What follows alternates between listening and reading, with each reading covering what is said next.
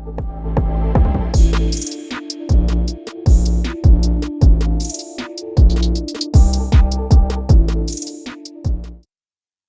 guys, Adam here, and we are back talking about our go to war if crap hits the fan rifle. It's kind of what me and Mike were talking about on the podcast this week. Like, what is your ideal setup? And Mike and I were very similar, but there were some things that differed.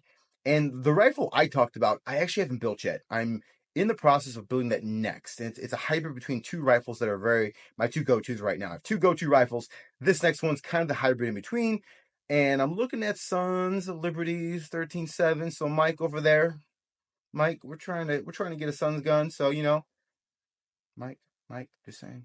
But guys, right now, like I said, two go-to rifles I love. I have my 14.5 Geisley and I have my 11.5 BCM. And right now they're kind of a hybrid in between which one I would pick. And we'll start at the tip here of this guy and talk about why. First and foremost, I do shoot suppressed. This is not my favorite suppressor. My Surefire is not by any means. My 30 cal Dead Air Sandman, actually, I love a lot more. I think that Mike is going to turn me on to some Q suppressors and show me the way. So we'll see how that works, but I'm curious. But not my favorite suppressor, but it is a tough suppressor. It does work really well in 5.56. It suppresses pretty good. Flash suppression, pretty good. Noise, kind of like baffling, shooting at different directions, pretty good. But no suppressor is perfect in my opinion. You're going to have pros and cons to every suppressor. So, end of the day, I do like suppression, but I do like having a way that I can quick detach if I want to take it off. And of course, this is something that Mike and I did talk about was the light. And we kind of had different opinions on lights and if we need them. At the end of the day, we both agreed in a combat setup or in a recce setup or any kind of like tactical setup, having some kind of white light's probably important. There are ones where you can do white light and IR light, which is cool too, depending on your night vision setup.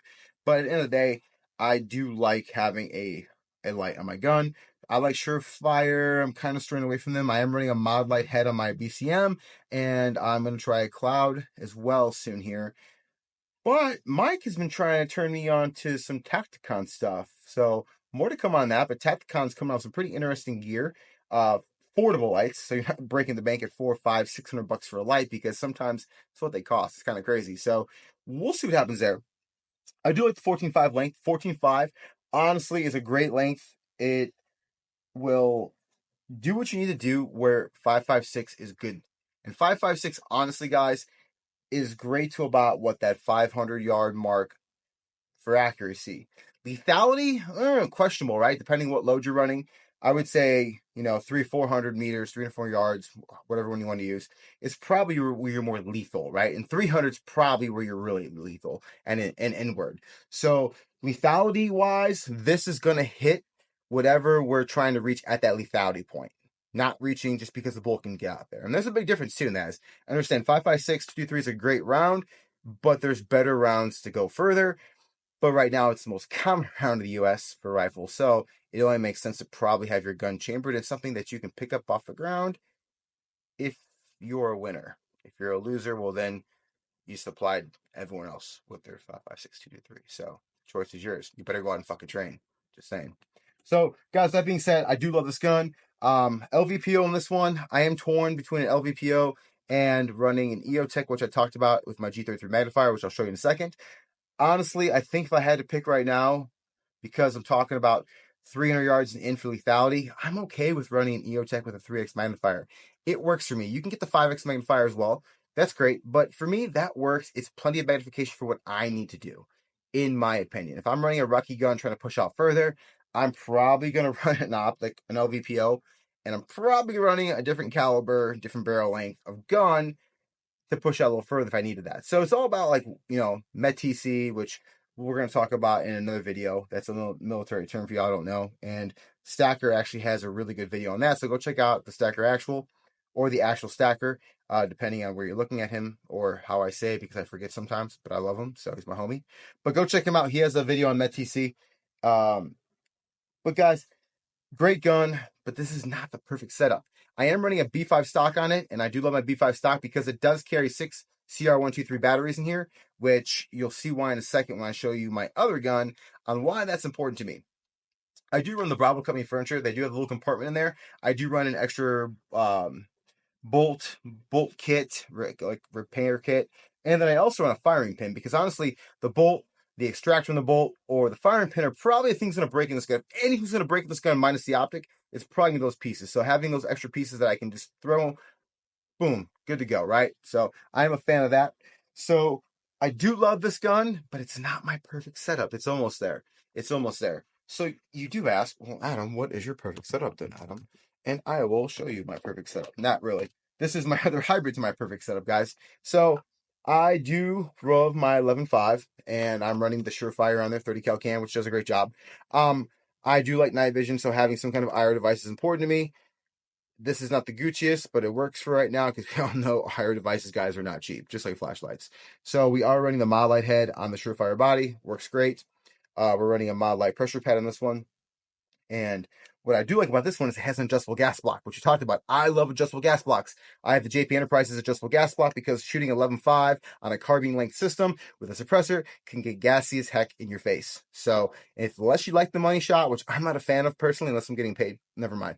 I'm not a fan of it. So with that being said, adjustable gas block does really help with that. There's other ways to combat that, which Mike talked about, which he's not wrong. It's just kind of my way, you know. It's a way, not the way. So we get to the my favorite part, my EO check. Because some people, I hate these. I love them, guys. I've been training with this thing. It's super accurate. I do like my G33 magnifier. I do run the Uni Tactical mounts. Yes, they are not cheap, but I love them, and love them or hate them, they work well, and to me, they're a good investment. The one thing we didn't talk about was lowers. Guys, yeah, you could have an ADM or a Radiant Gucci lower. At the end of the day, it doesn't matter. Have a good lower as long as it's not an Anderson lower. Go buy an arrow. Some guys are like, oh, arrows are out of spec, blah, blah, blah. Bro, manufacturing things happen, but I can tell you on the whole, arrow makes good lowers. If I'm wrong or you think I'm dumb, tell me in the comments below. That's cool. I don't mind, bro. But run arrows. I do have arrow lowers as well. Actually, my other one, my Geisley is running an arrow lower. And either way, doesn't matter. Just run what you can afford. It's a lower, guys. It's a lower. I am running a Gauzy trigger. I do like the two-stage trigger, the combat trigger. It's up to you. That's shooter preference. I'm a fan of two-stage triggers, and I'm running the Radian safety selector switch, which does do the 45 degree and or will do the 90 depending on how you set it up. So it can do either or. And then we talked about the V5 stock, guys. Remember, 6 batteries? Well, we have 2 CR123s here. We have 2 CR213 batteries here. And we have 2 CR213 batteries, CR123 batteries here as well. So that's 6, guys. There's 6 there. I had 6 backups. Same thing. I'm running an extra firing pin and I'm running an extra bolt in there with an extra bolt carrier repair kit. So we're kind of looking at all situations, scenarios that we could fix those things. Granted, it's 11.5, so does it fall short? I mean, does it always have to be super long to do the trick? It doesn't, gentlemen. You just got to know how to use it. But this will shoot out to 300 yards, no problem, and it will be very lethal still. So it will work. It depends on your situation. Honestly, if I had to pick right now, if you told me today, what I would do is I would actually take my ADM lower, because I do like my MX wrist lower.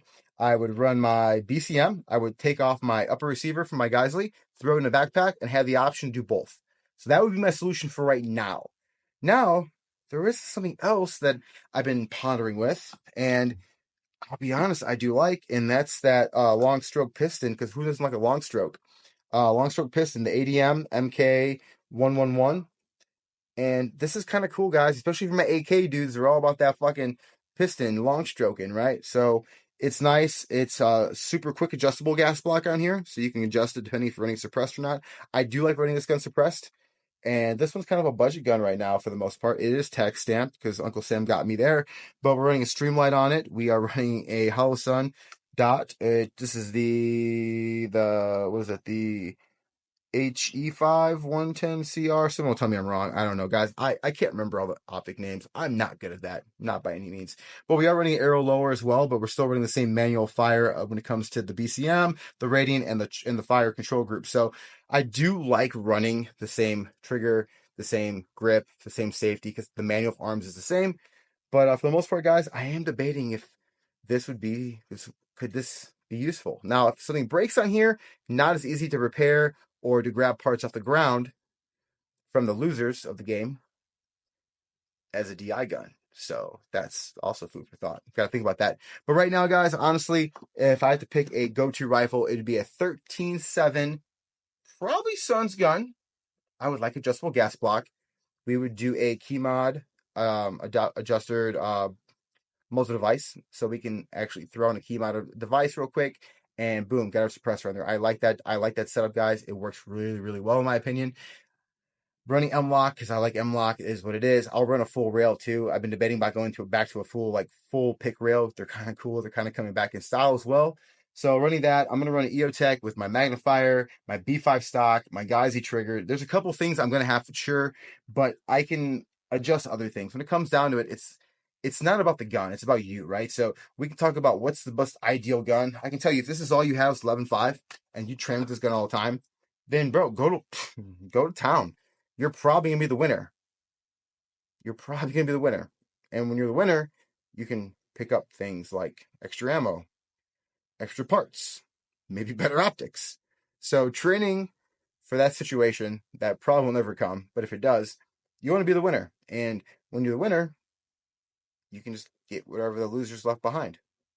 Just saying.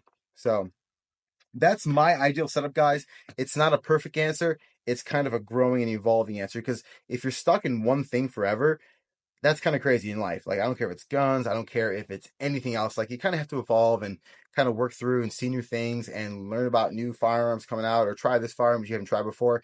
Don't get stuck into a brand or a style because your dad had that style, your grandfather had that style. I get it. Respect, homage, collect that thing, but maybe there's something better out there. We do it for cars. We do it with everything in life, right? Brand wise. Don't be brand loyal. Be loyal to what works. I used to love Glocks and only Glocks. Now I shoot SIG primarily. Still like Glocks. It's just like I like SIGs a little bit better now after shooting them. It's preference, and that's okay. If you love Glocks still, heck yeah. If you love Smith & Wesson, heck yeah. Guys, train with what you have. It's okay if all you can afford is a Palmetto State Armory rifle. They're just fine. They're good rifles.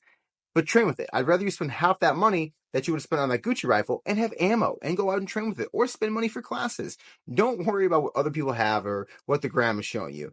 It's all about training. It's all about being proficient with a tool that you buy. Guys, these are tools. Remember that. Hey, guys, if no one told you so, have a good day. I love you, and we'll talk to you soon.